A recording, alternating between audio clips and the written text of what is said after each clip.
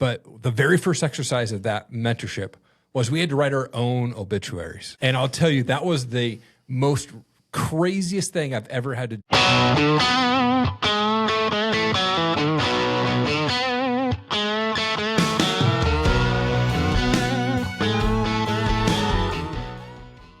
Hey, good morning, everyone. This is Dave Miller. Welcome to the Life Podcast. Today, we're going to do something a little bit different. My good friend Eric is going to host the show. Come on. And I'm going to be the guest. I'm excited. It's so good. Good deal. Well, you have way more experience than me, so. Flipping the roles around, man. Take it away. Oh, dude. First of all, Dave, thank you so much for having me on the show again, man. This is awesome. I had such a great experience the first time I was on your show as the guest. Really cool to be in the host seat today. But I always love to go back. You know, for people that I'm talking to on my own podcast, like for you, like where did you grow up? What was childhood like for you? Dude, I grew up like literally here I grew up in Post Falls. My dad graduated from Post Falls High School. My grandparents were in Post Falls. And I think I go back to my great-great-grandparents immigrated from Russia. Wow. Okay. Yeah. So I think we've been here 4 generations. It's got some Yellowstone action going on here. You know? We just don't have the ranch. That is awesome. That is awesome. Like, I mean, so you've been here, your family's been here for multiple generations. What made you stay? Because I know for me, where I grew up, I was like, as soon as I graduated, I'm out. Like, I'm not hanging around. You know? Yeah. Oh, totally. And I love this area. Have always loved this area. Yeah. We did. So I married my high school sweetheart. That's awesome. So I was a senior. She was a junior. You know, we fell in love, and kind of by the time,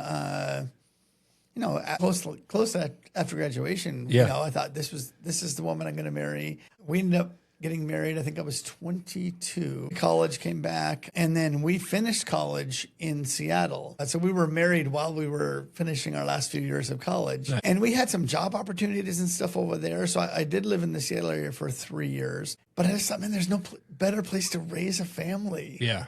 Yeah. And I wanted I didn't really like the traffic. Sure. But I just enjoyed the, no locking your doors, I grew up riding my bike. Just, we would leave like in the summertime, we would leave in the morning, and my brother and I, we had to be home by dark. There wasn't a time deal. Right. It was just be home by dark. And I thought, man, I want my kids to have that. Yeah. The good old days. And the older I get, the older the good old days are. Right. Totally. And it is such a safe place here. Like, I mean, just even this weekend, my wife and I, we were leaving the house and we closed the garage door and we left all day long. And we came back and the garage door was open. I was like, what the heck happened there? And so I said, well, we'll close it. And I went and checked the house, walked through, make sure everything's there. No one's in the house. And we closed the garage door, getting ready to go to bed. Like 4 hours later, I come out to check the garage and it's open again. I'm like, what is happening right now? And we had left a snow shovel had fallen over in front of the sensor, and I didn't catch it. And so, but it just shows like we've done that a couple times since I've lived here over the last 10 years, and nothing's ever been missing. We've never had packages stolen off our porch or anything like that. I mean, this is a great area to raise kids there for sure. Like how many kids do you guys have? 5 kids. 5 kids. Okay. Yeah. Come on. So we wanted to, and it was definitely more my wife's side. And when we started talking about marriage and stuff, she was like, well, man, I really want to, if we're able to, have 2 kids biologically and adopt 2 kids. Okay. Cool. And I was like, dude, I'm all for that. Yeah. Because I was, I just have that idea that, when you're young, you kind of have this grand idea of saving the world or whatever. But I thought, man, if everybody deserves to be loved, and there's so many kids out there that, don't have a mom and a dad. And so I was totally in favor of the adoption idea. And come on. So I have 3 biological and 2 adopted. Okay. Oh, that's awesome. That's awesome. Yeah. So cool. Now, I mean, you and your wife, you're both entrepreneurial minded. You both have owned businesses and obviously together, but what gave you that drive to go into that entrepreneurial sort of, going from the coffee shop and then you guys still own some other businesses? Like what put that entrepreneurial spirit in you? Yeah. I think, for me, so I went to Northwest University. My major's in biblical literature. So when I came out, I went to work for a church. I was a pastor. And my wife graduated with a degree in behavioral science. And for her, it was she's only going to make this much money. And as a pastor, I was only going to make this sure, much money. I get that. And so, but then when, we're thinking about having kids and stuff, she was like, she always shopped secondhand, always shopped at, both of us grew up in households that were pretty economically on the lower side of things. Sure. And when we're in college, she went to, she shopped secondhand and that type of thing. And then when she got, back to Coeur d'Alene, she thought, man, if I get out of this school, I should open a store like that here in Coeur d'Alene. And so she opened Beaumont Exchange and basically was able to take our kids, our kids with her to work during the days. Wow. That was 24 years ago. So she's ran Beaumont Exchange for 24 years now. Wow. I didn't actually realize it was that old. So you guys have had that for a while, and you guys have multiple locations, not just one, right? Yeah, 5 locations. Wow. Okay. The main one on Prairie and 95, and then there's the one in Hayden on Government Way, and then we've got an outlet by Texas Roadhouse. Okay. And then an outlet in Ethel. Wow. And then an outlet by Walmart in Post Falls. Come on, man. Well, that is so cool. That is so cool. For you guys, like, I love being a podcaster. I love finding the story. Like, what got you to then go from business mindset to what you're doing today with like the podcast? Like, you launched this podcast just like just a little over a year ago, right? Well, I launched it, and then we had some business changes. Yeah, sure. and so the podcast stopped for, probably 4 or 5 months until I kind of got things figured out. Then I got going again. And for me, the podcast, I'm still figuring out how to do this. Yeah. But I just love hearing people's stories. Well, I love so cool. sitting down with people. And I think it's cool to get somebody's story like recorded, videoed, because then even if technology changes, it's recorded like forever. You just have to, take the format that it was in and move it to, whatever the new format's going to be. But capturing people's stories is such a cool thing because especially as we get older, because a lot of times we assume that our younger generation knows things that they don't know. Yeah. My kids forget that I was a teenager once. Yeah, absolutely. And I think even, behavior styles, like for, as a parent, like my kids will go, why do you do this? Well, then if I go back and go, well, when I was a kid, that's the way we just did it. Or, I didn't have that great experience as a parent. And so now I'm trying to adjust myself into being a better parent and better husband. Right. And so, we have to explain that to our kids sometimes in our stories through podcasting and whatnot. But I mean, I think people's stories have always like gotten excited me. I love podcasting. I've done over 600 episodes, and I took a break for last year, and I don't know if I'll get back to it or not. But I think it's so good to capture our story, even if we don't publish it, right, and just share it with our internal family, or go and make a book out of it, right? So good, so good. So what's coming up next for you? Like, what are you excited about right now in your life? Boy, there's, the family's getting older. My oldest daughter just, she got married this past summer. Come on. So just seeing that, happen is kind of weird. Yeah. Once they get married, they're for sure an adult. Yeah. I think she was 27, but I still, you look at it's daddy's little girl. Yeah. But then she's married. It's like, wait a minute here. Yeah. I'm not the most important man in her life. Right. And I'm not supposed to be. Sure. Yep. But it's still weird. Then my, the next oldest daughter, she's, kind of figuring out what the next steps are. My son's in college, got 2 in high school. So, really it's just this, I'm in this state of like, man, I'm realizing that I don't have very long left with them that live in my house. I mean, they still come and visit. They still, like to hang out. Yeah. But it's not the same. Right. Is your daughter in this area, the one that got married? Boise. Okay. And the crazy thing is I had to go to Boise for a couple of basketball games. Lake City, state champs, come on. Let's Gotta go. give Lake City a shout out. For sure. So I was down there, and my oldest daughter, came up, and her husband came up here for for Jaya's, my next oldest daughter's birthday. Okay. So they were up here celebrating the birthday, and I was down there staying in their house. Oh, that's so funny. I didn't get to see them this time, unfortunately. Sure. But, trips to Boise are now, or maybe they weren't a thing before, but now they're kind of, I try to figure out a reason why I need to get down to Boise. Yeah.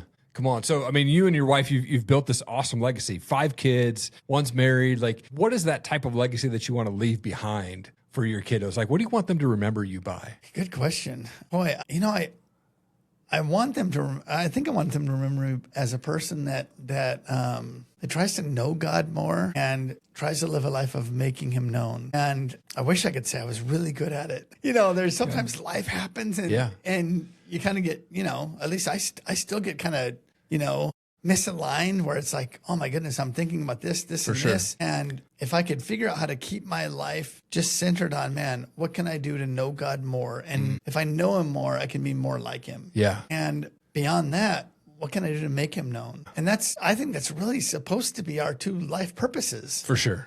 And if I could figure out, when I leave this earth, that my kids thought that about me, man, I would feel like whatever I did, I lived a successful life. Yeah. Man, so good. It's funny. So we were going to go to this men's retreat. It went really good. It went awesome. But one of the things that I went through 3 years ago, I went through a 1-year mentorship with a guy that goes to our church.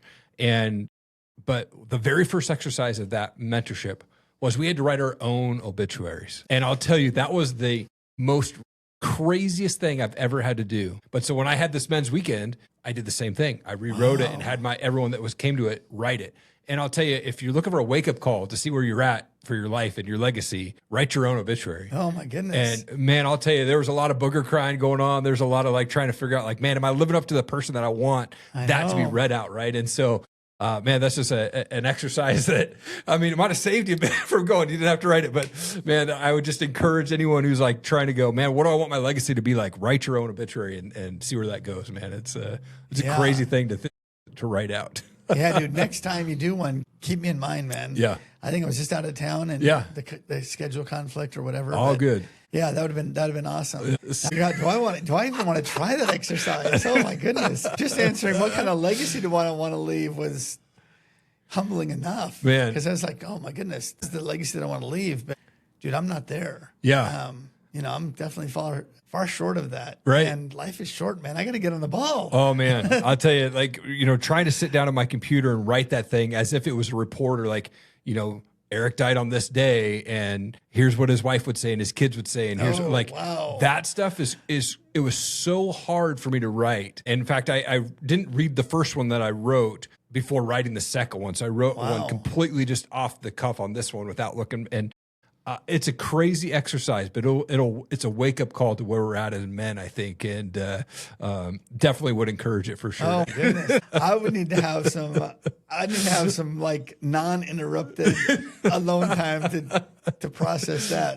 That's heavy stuff, man. For sure, for sure. You and your wife, you guys have been married for a really long time now. 34. Come on, that is awesome. What do you love about her both? What do you love about your wife the most? Wow. My wife's an amazing lady. I think whatever she does all the way. Yeah. Which I mostly love. Sometimes I'm like, holy heck, can we just slow down to 70? Right. Do we have to do 110 or whatever? And she's a fighter. Yeah. She's always wanted to fight for the underdog. Come on. She's, passionate. She believes in what she believes. And sometimes that causes difficulty. Sure. We believe different things. Yeah. And, which is great because if we both believe the same thing about everything, one of us is not necessary. So it's always, there's definitely things that, we'll be far apart on and then we'll be talking. And then we probably still don't end up on the exact same page, but I might end up a little bit closer to what she's trying to get across. She might end up a little closer to what I'm getting across. And then, I think in marriage, agreeing to disagree about something is totally okay. Sure. But I definitely love her passion. I love, just all in. She loves hard, when she loves something, it's all the way. Yeah. Yeah. There's no okay, well, I think that person's kind of okay or whatever. It's all in, man. Yeah, yeah. Well, that's awesome. Yeah. My wife and I celebrate 21 years this month. Yeah, yeah, so that's cool. It's been fun. Of course, being married for 21, 34 years, right? There's years that might not be all rainbows and sunshine, right? You just got to get through it, and and there's going to be rough years, and so looking at that with your daughter, and our kids don't always listen to what we say, but sometimes. If your daughter, when she got married, is there a tip that you gave her, or what tip would you give to those newlyweds that are out there? Wow. Yeah, I think I think, and I'm going to give the tip knowing that I don't follow the tip as well as I need the tip. But for guys, I think never stop pursuing your wife, And oftentimes I get lazy, or you just get busy with life. Yeah. And, stuff gets in the way. And I think there is something about, and this is probably sexist and it's probably politically incorrect or whatever. I don't care. There's something about our design that I think, a man should be pursuing the woman, like pursuing her, trying to win her. Sure. And I think women like that. Yeah, I agree. Yeah. And so honey, I'm sorry that sometimes I don't pursue you the way that you deserve to be pursued. You know what? I've just had some conversation with my wife too. Is that like I kind of get caught up in the world. Like I'm the sole income provider, so I put that pressure on me of like I got to make sure that I'm paying the bills. I got to make sure that I'm working hard and not, So I do end up getting off track sometimes where I'm like I got to shift the priority, right, and start pursuing my wife more. And I remember, man, a few years back, I was talking with a buddy I met at an event down in California, and we were going to go out and watch the sunrise on the beach. And so we got up super early, and I just wanted to be this full-time entrepreneur at the time. And he's like this surfer dreadlock guy, and I said, dude, I just want to do this, be this, entrepreneur. And he looked at me and he goes, all these people that are at this event you're at, they all are millionaires. He goes, but how many of them have great marriages? And I just went, I'm pursuing the wrong things right now. And it was like this wake up call. So, I mean, as men, we definitely have to pursue our wives and do that and things like that. So, man, so good. We talked about what's coming up next for you. What things have helped you kind of get into that mindset of being a good dad, being a good, prayer warrior in your family? Like, do you have a book that you read? Obviously the Bible probably, but like, is there a book that's kind of made this big impact on you along your journey? The Bible, the cool thing is my daughter, Jaya, and at the beginning of the year, she was like, Dad, you want to do a 1-year Bible challenge. So we're both doing the 1-year Bible thing. Yeah, come on. And, kind of holding each other accountable. And we started doing like a family Bible study on Wednesday nights where it's nothing big. We're reading a chapter a week. And it's interesting to just listen to the kids, and it's basically a question of, okay, what'd you get? Yeah. And to hear like their perspective on what they read or whatever, or the questions that they'll ask. And dude, some of the questions, I'm like, dude, I don't know. Let's figure this out. Kids have good wisdom. They're not bound by the, dude, is it right for me to ask this question? Sure. I think like we're following Christ. I think sometimes we're like, dude, I feel guilty of even thinking this question. And I don't think kids have that. Yeah. I don't know. It's someone to ask it. Yeah. But I try to read, leadership books. Yeah. It seems like, now I've read, which I think I need to read. I think I need to read slower and more thoughtfully. Sometimes I'll read a book and now it seems like they just all blur together. Right. Yeah, totally. And I'm hoping I comprehend stuff. I think I need to slow down when I'm reading, because a lot of times it's like, oh, dude, I'm going to try to power through this book or whatever. Yeah. I think you do grasp some of it. Sure. There's definitely books that the last book that I read, The of God, was a pretty impactful book. That's awesome. Just really about, that sometimes we get complacent when we're thinking about who God is. Yeah.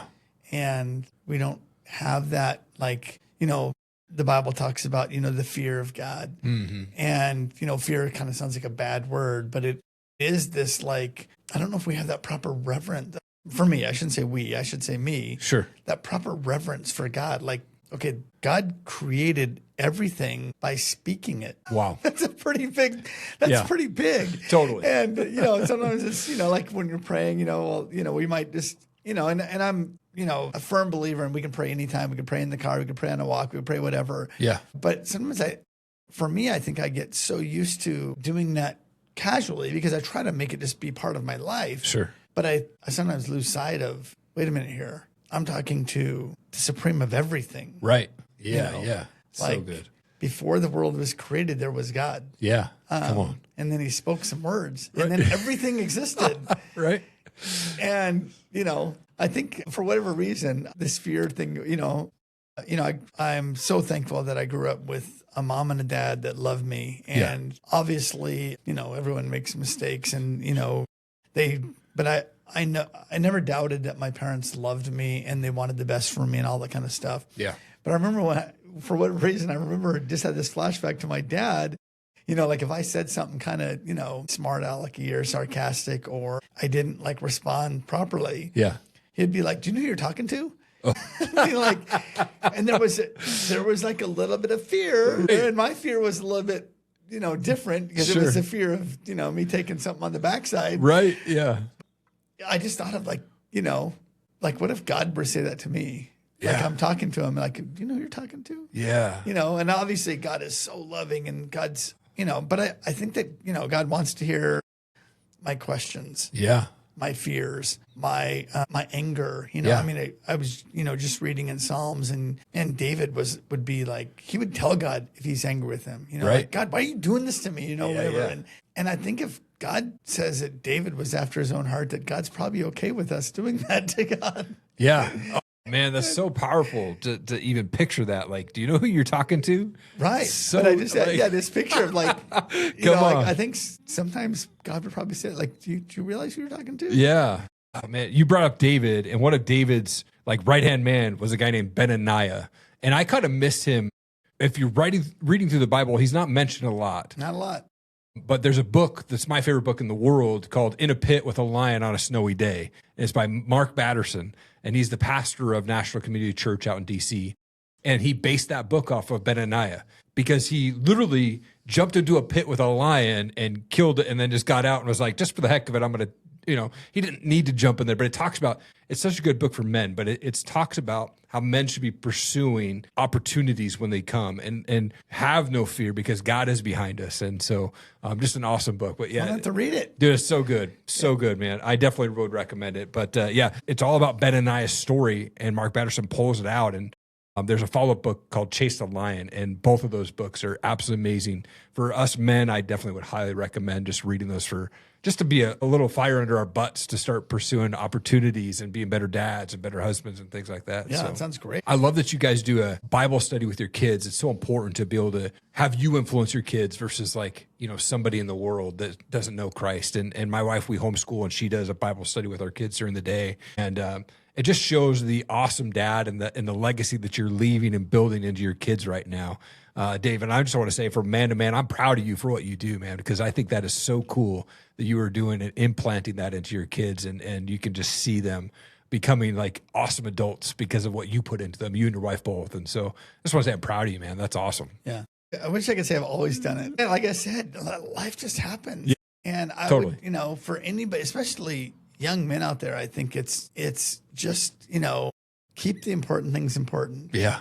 And I mean, that sounds simple, but it's so difficult to do because, again, you know, you've got bills, or you see this promotion, or you see this whatever car you want, or whatever it is. And then that starts to take hold of, okay, I got to do this to achieve this, or I got to get this to achieve that, or I want to be known for this. And all that stuff is not that important at the end of the day. Yeah. Come on.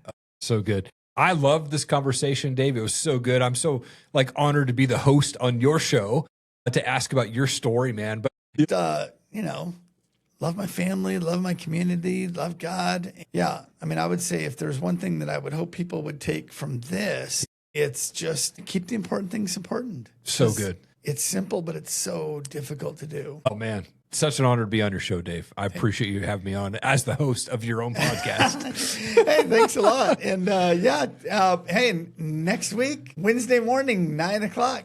Tune in. We'll see you then, man. Come on. Bye-bye. See you later.